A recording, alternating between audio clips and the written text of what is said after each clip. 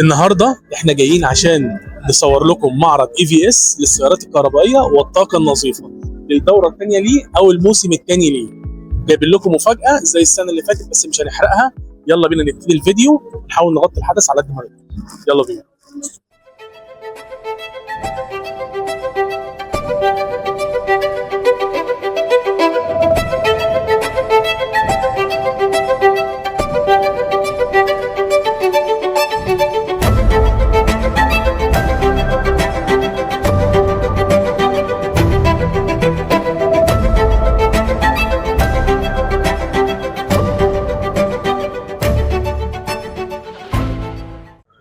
خلونا النهارده نرحب بابا المجال كله الاستاذ توني لطيف ابو الصحاب.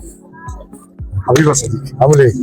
حبيبي نورتنا النهارده. الله يخليك، ربنا يخليك. الدنيا منوره كلها بيك والله بيك انت، يعني اشهر من نار على العالم لا طبعا. انا لوحدي. الله يخليك. هنسال كده ايه؟ هنسال كده انت بعض بتاع اسئله الاسئله طبعا ماشي. زي السنه اللي فاتت برضه. يا باشا اسال. الله يخليك. بص يا باشا، ايه بس هي ينفع باشا؟ ايه هي منظومه الدي ام اي؟ منظومه الدي ام اي، باختصار هو بالبلدي هو موتور بنزين المسؤول عن بيشتغل كمولد، بيشحن البطاريه بتاعه العربيه الكهرباء. تمام. فانت طول الحركه والمشي بتاعك بتمشي على موتور البنزين الكهرباء، تمام. وبتاخد كهرباء من البطاريه. طيب هل العربيه دي هتنفعني فيها؟ تنفعني وانا عايز امشي بيها الكهرباء بس هتمشي؟ ينفع استخدمها من شحن البيت وامشي بيها مثلا مشواري في اليوم النهارده 100 كيلو. تمام. فانا العربيه اللي معايا بتمشي 150 كيلو، فانا ممكن احطها في الفيشه واستخدمها على منظومه الاي في بس. تمام. طيب انا دلوقتي مسافر، ينفع استخدمها عربيه هايبرد او زي ما بتقول كمنظومه القديم، وينفع امشي بيها بس بمنظومه ذكيه. هو الدي ام اي او منظومه الريف عموما عربيه ذكيه براحه بال ومشاكل السيارات الكهربائيه في الشحن. تمام. بس كده. حلوه للريف لمين؟ تمام. حلوه للناس اللي بتاخد الشراء والانتقال من عربيه بنزين لكهرباء، فانت هتعدي على الريف كده في النص. تمام. زي الناس بتاعت زمان بتعدي على الهايبرد. اكيد طبعا. بس فهي حلوه للناس اللي عايزه تاخد القرار ده. تمام. طيب سؤال، الناس اللي مقبله على شراء عربيات كهرباء لسه اول مره بقى تخوض التجربه، ترشيحاتك ايه مثلا لبراند ايه كويس بحيث الناس برضو بتقلق من حته قطع الغيار، الصيانه، عربيه تكون عمليه ملهاش مشاكل كتير؟ ترشيحاتك ايه كده مثلا؟ نقول مثلا موديل او اتنين حتى. بص خلينا برضو واقعيين عشان نبقى صراحه مع بعض. النهارده الصين بقت رقم واحد اكيد مفيش كلام في صناعه السيارات الكهربائيه. اكيد طبعا. فانت النهارده رائد السيارات الكهربائيه، مش هنذكر براند لانه بس النهارده بي واي دي، مجموعه جيلي كلها تحتيها زيكر وتحت لينك من فوق. تمام. اكس بينج طبعا من البراندات القويه جدا في الصين. تمام. في براندات كتير.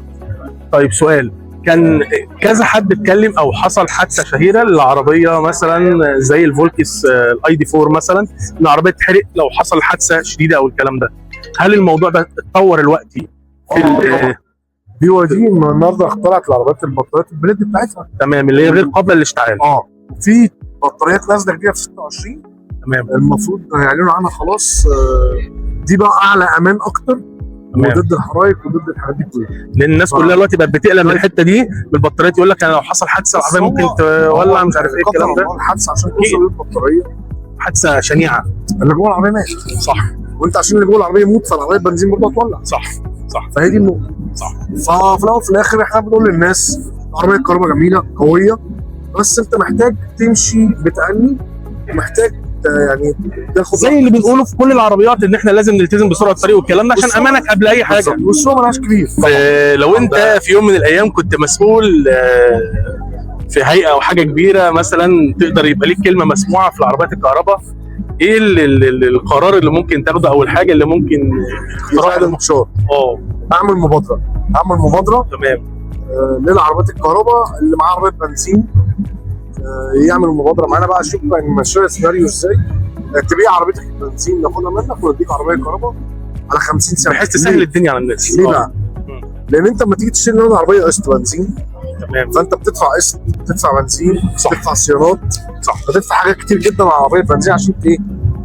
تمشي بيها. طبعا. طيب انا النهارده العربيه الكهرباء لو انا عملت مبادره، فانا العربيه الكهرباء مفيش فيها بنزين، مفيش فيها مصاريف، هتوفر كتير. طيب هتيجي تقول لي البطاريه بتقعد معاك من 8 ل 13 سنه، وبعد كده بتقل الكفاءه من 10 ل 15%. تمام. مين هيقعد مع العربيه 18 10 سنين؟ كله النهارده كله بيغير، الناس النهارده كلها 5 سنين 6 سنين وبيغير الموديل اللي بعده. انا النهارده من 5 سنين كانت معانا عربيه بتمشي، كانت العربيه بتمشي 300 كيلو 200 كيلو. تمام. طب النهارده بنشوف عربيات بتمشي 1000 كيلو. صح. فانت التكنولوجيا بتتطور، بعد كده تلاقي الموضوع اتطور ان انت تشيل البطاريه القديمه تحط بطاريه جديده. تمام. طيب سؤال العربيه الكهرباء بتتاثر من الركنه وقله الاستخدام زي بطاريه الموبايل، صحه بطاريتها بتتاثر؟ طبعا، بس عشان تتجنب الموضوع ده ايوه احنا العربيه الكهرباء ما فيهاش دينامو. تمام. فبالتالي فيها بطاريه 12 فولت، البطاريه 12 فولت دي مسؤوله عن الكنترولات والاكسسوارز واي حاجه في العربيه. تمام. طيب البطاريه 12 فولت دي بتاخد كهربتها منين؟ بتاخد بطاريتها من البطاريه الكبيره تمام. عن طريق حاجه اسمها دي سي كونفرتر. تمام. بياخد التيار 400 فولت بيحوله للتيار 12 فولت عشان يشحن البطاريه 12 فولت. تمام. طيب اثناء الركنه بتحصل ايه؟ اثناء الركنه البطاريه 12 فولت بتضعف، تمام. وبالتالي بتحتاج كهرباء. تدي امر للدي سي كونفرتر يفتح عشان يديها كهرباء، فبيسحب من البطاريه الكبيره. فانت بتعمل ايه؟ بتشحن البطاريه لحد 90% تمام، وتروح شايل كابل بطاريه 12 فولت. عكس انا طبعا كان نفسي اسالك اسئله كتير، بس طبعا ناس كتير عايزه تتصور معاك، عايزه تتكلم برضه معاك زينا، مش حابين نطول اكتر من كده، بس مبسوطين جدا ان احنا شفناك، منور الدنيا كالعاده. اي في اس ما كانش هيبقى الا بيك بصراحه. لا ربنا تمام، ومبسوط جدا جدا جدا ان انا قابلتك النهارده. حبيبي يا ابو الصحاب، اشوفك على خير، ربنا يخليك، شرفت جدا فيك كالعاده. ما عليا ما تكتبوش كومنتات. لا لازم طبعا، لازم يا باشا، نور الدنيا كلها.